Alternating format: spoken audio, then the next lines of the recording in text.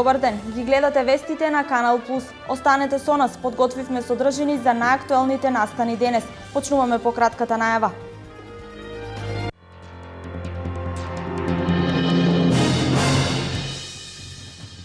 Штипјани денес му се поклонија на народниот херој генерал Михајло Апостолски. Се одбележува денот на смртта на херојот со кој Штип се гордее.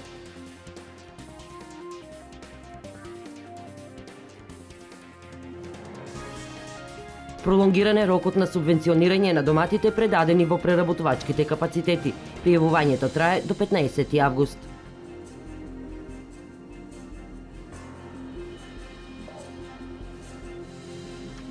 Денес и утре голачки фолклорни средби во Делчево и на планината Голак. Со гости од цел Балкан ке се слави Свети Пантелејмон.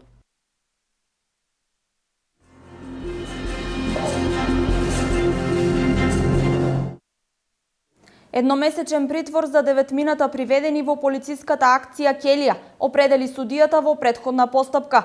36 мина се осомничени за кривично дело, учество во странска војска, полиција, паравоени или параполициски формации. На 9 мина има определен едномесечен притвор, а за останатите 27 лица судот ќе одлучува по сослушувањето.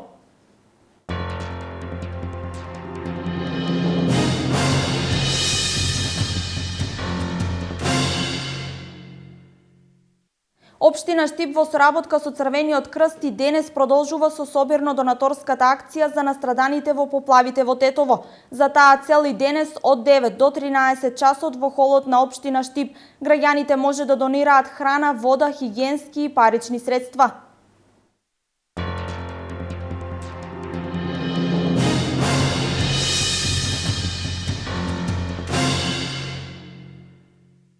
Сојузот на борците од Народно-ослободителната борба и општина Штип организираат одбележување на денот на смртта на народниот херој, генерал Михајло Апостолски. Утринава беа положени букети цвеќе пред спомен бистата на херојот, каде имаше говор за делото на генерал Михајло Апостолски.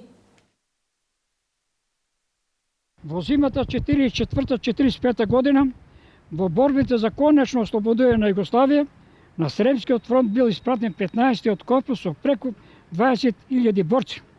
Со тоа Македонија го дала својот принос во борба против нацизмот. Во време на ослободувањето на Македонија, вкупната бројка изнесувала околу 66.000 борци и старешини. Во март 45 година бројната состојба изнесува околу 83 борци, а во времето на завршувањето на Втората светска војна 110.000 борци и старешини. Во февруари 45 година Михајло Апостолски е поставен на должноста помошник началник на Врховниот штаб, односно на генерал штабот на Југословенска народна армија. Од 46 до 52 година Михајло Апостолски е командант на Сараевската војна област. Во 1958 година ја врши должноста началник на Високата војна академија и началник на пешадијата на Југословенската војска. Пензионира во чин генерал полковник во 1958 година. Пролонгиран е рокот за субвенционирање на доматите кои се вишок, а производителите ќе ги предадат на преработувачките капацитети. Производителите имаат рок до 15 август да го пријават родот, за кој владата ќе исплаќа по 6,5 денари за килограм домати кои се откупени од страна на преработувачките капацитети. Владата го пролонгира рокот до 15 август за субвенционирање на доматите кои се вишок, а производителите ќе ги предадат на преработувачките капацитети. На земјоделците ќе им се исплатат по 6,5 денари за килограм домати кои ќе бидат предадени исто така на преработувачките капацитети. Крајот на јули и почетокот на август се појави проблемот околу вишокот на домати. Повторно ќе се субвенционира со 6,5 денари за килограм предаден преку платежната агенција. На овој начин им се излегува во пресрет на производителите. Ваква мерка имаше во јуни кога се јави вишок на домати не само во земјава, туку и во соседните држави во регионот. Владата интервенираше, а сега го продолжува рокот за субвенционирање до средината на август.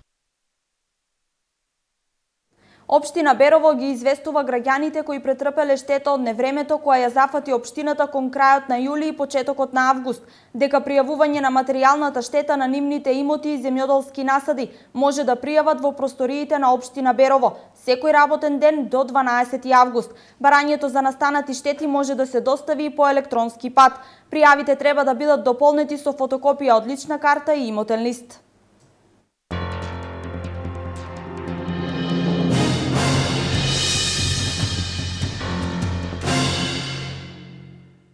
Вечерва започнува 21-то издание на манифестацијата Голачки фолклорни средби. Организаторите најавуваат учесници од повеќе држави од Балканот. 21-то издание на манифестацијата Голачки фолклорни средби подготвено да се запише во историјата на третата деценија од културните случувања во Делчево.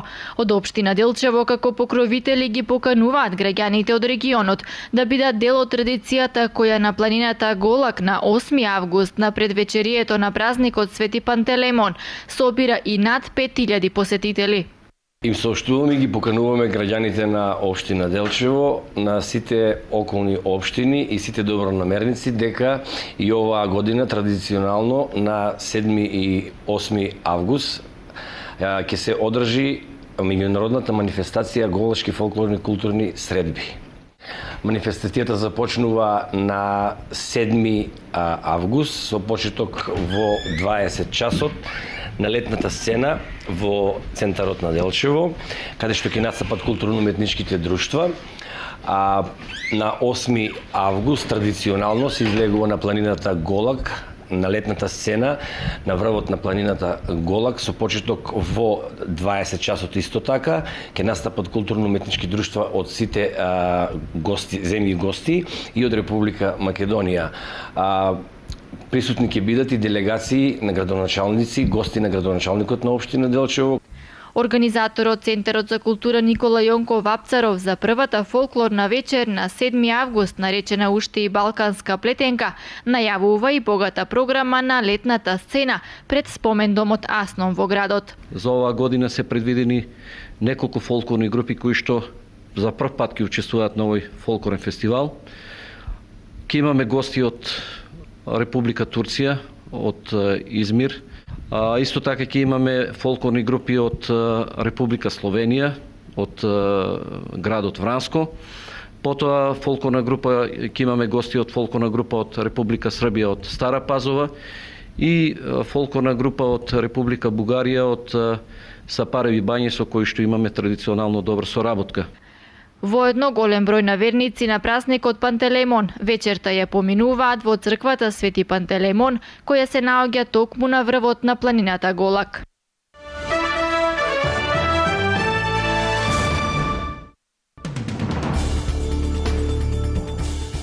Три лица загинаа, 2 се повредени по експлозија на газ што се случи во текот на ноќта во рудникот Дарков во источниот дел на Чешка. На местото на несреќата веднаш пристигнала медицинска екипа и хеликоптер кој ги пренел повредените со изгореници во болница. Причините за несреќата ќе се испитуваат од страна на комисија составена од експерти кои се занимаваат со оваа област и представници на рударскиот синдикат во соработка со полицијата. Силна експлозија на автомобил бомба експлодира изутрината во близина на седиштето на афганистанската влада во Кабул, при што најмалку 10 цивили загинале, додека над 120 биле ранети.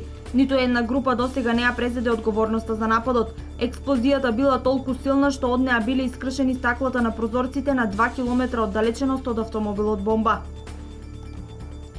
Уште 2 лица инфицирани со легионелоза во Њујорк починаа, со што бројката на жртви на легионерска треска достигна 10 лица. Откриени се приближно 100 случаи на заболување од тешко атипично воспаление на белите дробови. Главниот извор на инфекција се наоѓа во областа Јужен Бронкс на северот на градот.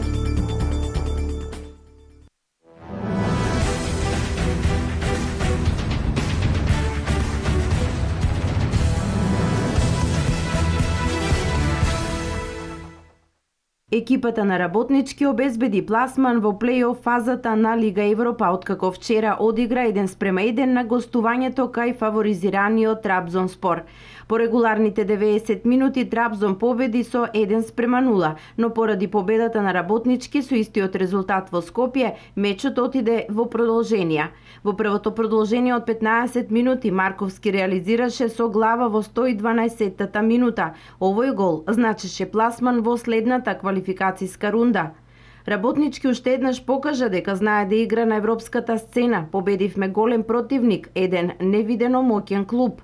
Во овие среќни моменти кои ги имаме малку во нашиот македонски фудбал, треба искрено да се радуваме.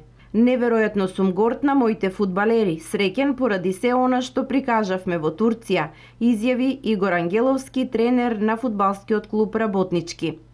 Турците не можат да поверуваат што им се случи, но тоа е најмалку важно во моментите кога Македонија го слави најголемиот успех во својот клубски фудбал. Како можни противници на Работнички во плей-офот се спомнуваат Борусија Дортмунд, Атлетик Билбао, Ајакс, Фенербахче, Рубин Казан.